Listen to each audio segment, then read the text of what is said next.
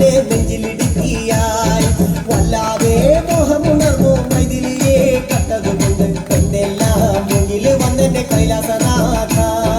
പൊന്നുമകൻ മേഘനാഥനും സോദരനും സർവരും ഇന്ന് തന്നെ വിട്ട് പോയതല്ലോ കാലപുരി തന്നിൽ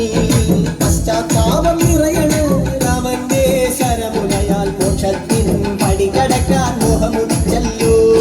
കാത്തരുളൂ ശ്രീരാമ പരമരുളൂ ശ്രീരാമ പ്രാർത്ഥന കേൾക്കാനിനിയും വൈകരുതേ നീ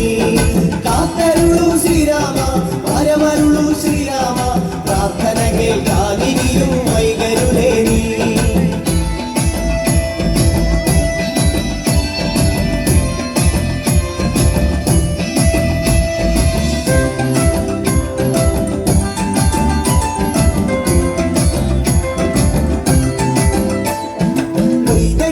ശ്രീരാമൻ ഒന്നാം ശിരസയ്യ ദശമുഖനോ മോക്ഷത്തിൻ ഒരു പടി കടന്നയ്യ കൊയ്തെടുത്തു ശ്രീരാമൻ രണ്ടാം ശിരസയ്യ ദശമുഖനോ മോക്ഷത്തിൻ ഇരുപടി കടന്നയ്യ ആഞ്ജനേയ സ്വാമി അരികത്ത് രാമരാമേരി ജപിച്ചങ്ങു നിന്നു ലക്ഷ്മണന്റെ ഉള്ളിനകത്തൊരു പുത്തിരി കത്തി വിരിഞ്ഞങ്ങു